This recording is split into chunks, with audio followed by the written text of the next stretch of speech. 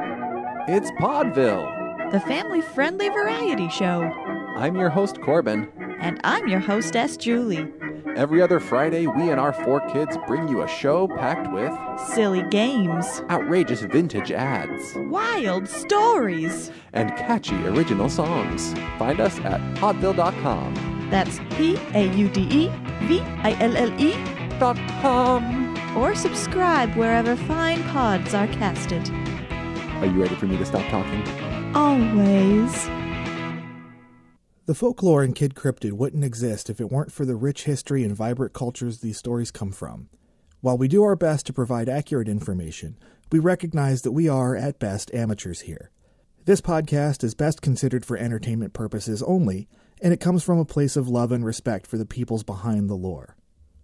Now, on with the show.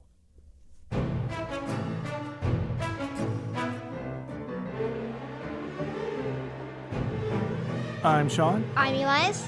And you are listening to Kid Cryptid, the podcast where we talk about creatures of debatable existence known as cryptids.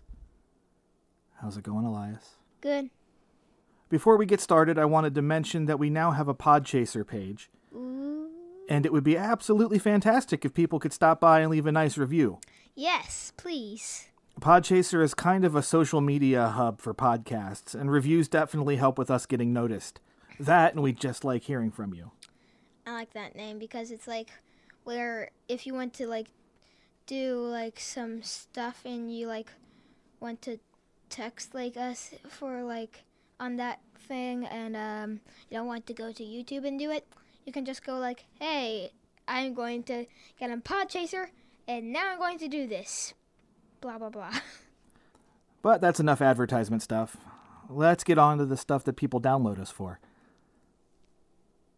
I'm going to set the mood here a little bit, okay? Okay. The evening of September 12th, 1952 got off to a strange start in Flatwoods, West Virginia. As the sun drooped, a UFO streaked through the sky, only to seemingly crash land on a farm. 3 young boys ranging in ages from 10 to 13 saw the whole thing and decided they needed to investigate. Stopping to get their mom, the group set off to find out what had just happened. They weren't the only ones whose curiosity had gotten the best of them either.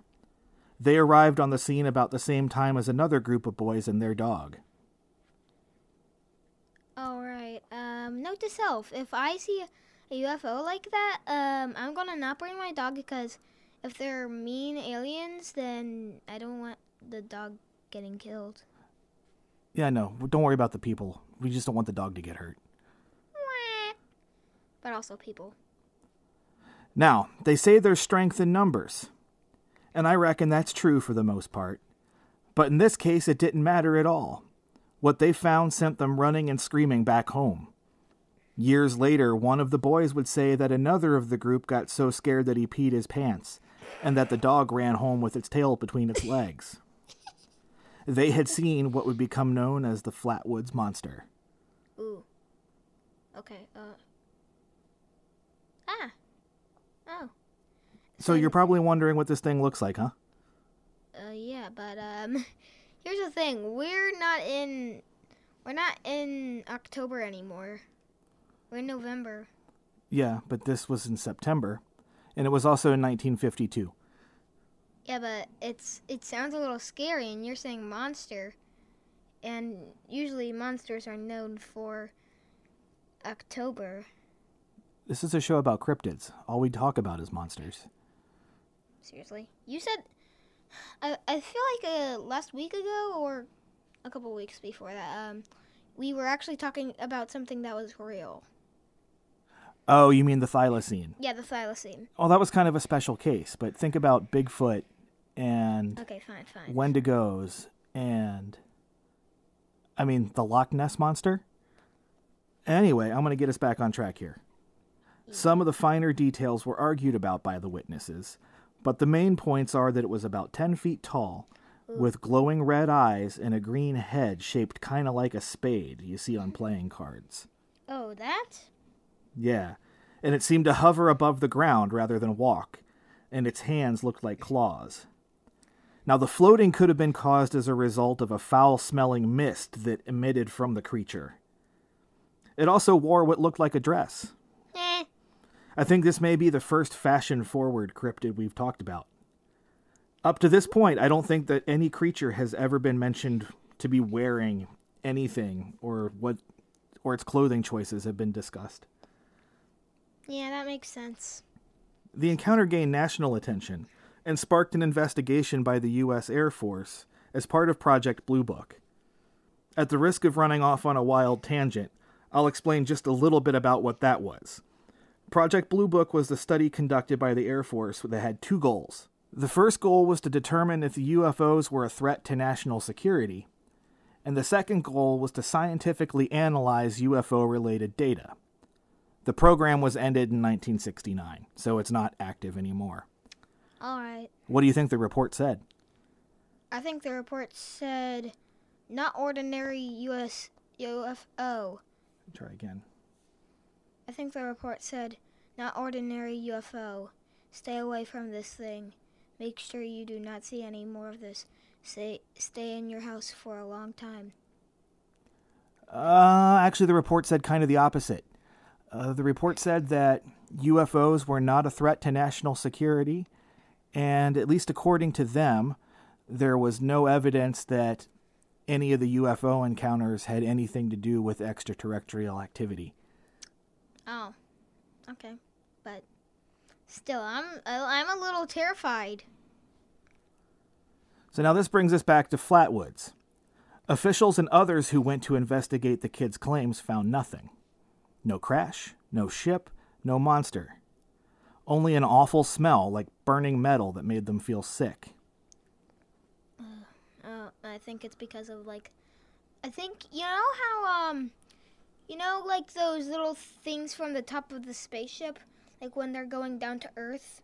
Yeah. And they get that fire caught on them when they're, going through the ring, like that sort of invisible thing.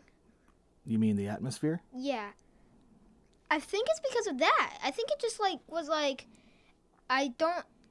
think it was we're going through the atmosphere and we caught on fire. So that's probably then all of a sudden it might have dropped on something hard that might have scraped it. It made a little spark and then it burned a little. So you're saying the ship disintegrated and left a stink behind? No, that's not even what I said. What I'm saying is it caught on fire. It did not disintegrate.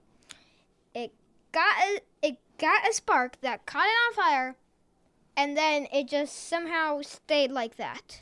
Okay. So why didn't they find anything? I'm thinking because of the army. Oh, you're thinking the army covered it up. No, I'm not thinking that the army covered up. I'm pretty sure that the army took it away and then covered the land back up. Okay. So based on those reports, what do you think happened next? I think what next happened is the boys went out again, and then next thing they saw was a spaceship there and the monster. Not quite. No? A lot of people definitely believed the story, though. Flatwoods at the time was a town of about 300 people, and word travels really fast in that kind of setting. A local reporter in writing a story for the paper later said, "Those were some of the most scared people I've ever seen." That fear spread to their neighbors and nearly set people to panic. Okay, if I heard that panic, then I would be we need to stay in my house forever, close school, and get the police out there right now. Well, about the police, they didn't really buy it. State police brushed it all off, noting that the so-called monster had grown from 7 to 17 feet in just 24 hours over the course of several retellings. 7 to 17 feet. Yeah, they're saying that every time the people told the story, the monster got bigger. So they couldn't get their facts straight. I think this means that, it's growing on fear. Pretty much. So what did they see? The witnesses clearly believed they had seen something, but what? Well, the police turned to a favorite encrypted blame. Any guesses what they suggested they saw? It's come up a few times with other cryptids. Think like the Mothman in Hopkinsville. A big bear? No, it wasn't a bear they blamed. Nope, it was our friend the owl. How does the owl get that tall? See, that's the thing, man. Weird stuff happens and people start blaming owls. Okay, maybe it's me, but I've never once been so thrown off by an owl that I've mistaken it for a smelly 10-foot-tall space alien. And plus, did it make any noise, like a hoo-hoo? No, I mean, I've been startled by them. And they can turn their heads around to an unearthly degree. But I just don't see the resemblance here. Yeah, that is creepy. Like, if you were trying to be like an owl, you would probably snap your neck. Well, yeah. But what I'm trying to get here is it seems far-fetched to me that they thought an owl was this creature. I mean, the creature could have turned its head around. As for the spaceship, the Air Force noted that fairly bright meteors had streaked through the sky that night, and folks got confused. That's a suggestion that I have an easier time wrapping my head around. A meteor. They think it's a meteor. Well, the spaceship. You've seen shooting stars, right? How they streak through the sky really fast and kind of disappear? I've seen it around some mountains. I haven't seen it here. Yeah, but you could see where maybe that would get confused for a flying saucer. Yeah, but what I'm thinking is that the flying saucer is trying to get its revenge. Still, you have to look at the time period and look at what was going on. In 1952, the Cold War had been going on with Russia for several years at that point. The Soviets were a newly minted nuclear power, and there was constant tension that they and the U.S. were going to end up in a nuclear war. Kids practiced hiding under their desks in the event of the bomb dropping. The Red Scare was in full effect.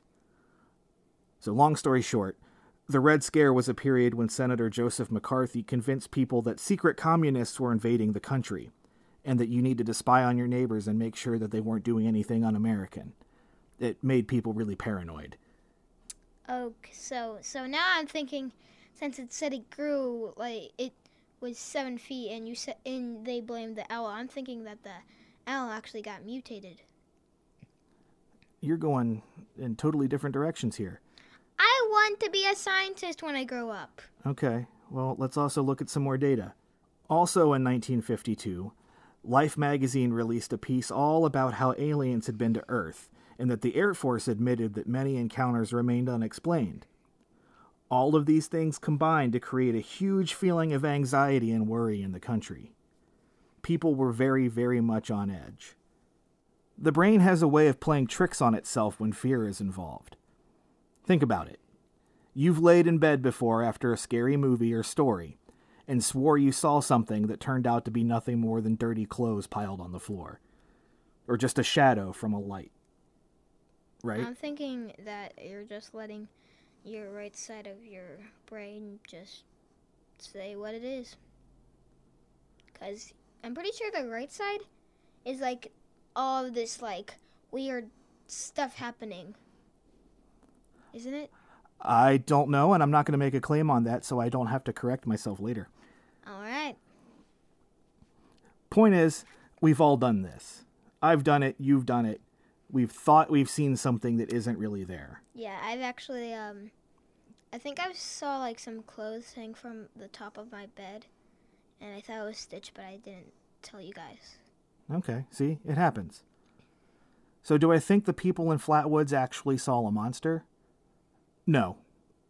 But I do believe that they honestly think they did. They probably still might. Well, I tend to think that they saw something. That they were also probably very frightened and aren't entirely sure about what they did see. So they're just trying to make sense of all of it. I'm still going with bear. In the end, though, it's all been good for the community. Even though there have been no more sightings, tourists still end up coming to the area to see the museum and to eat up the stories about the Flatwoods Monster. Museum. Yeah, there's a Flatwood Monster museum. Just like there's another museum. Oh yeah, there's a Bigfoot museum somewhere. There's a Mothman museum. Oh yeah, Yeah. Well, you didn't tell me anything about a Bigfoot museum. Oh, yeah, there's a Bigfoot museum. Thank you for telling me now. And also, a little town in West Virginia gets to have a fun little claim to fame. So it's not all bad. All right. So what do you think, Elias? What was it? I think it was like, I think it might have, I'm still saying mutation on like a bear or an owl. Because you never know. Well, mutated how, though? I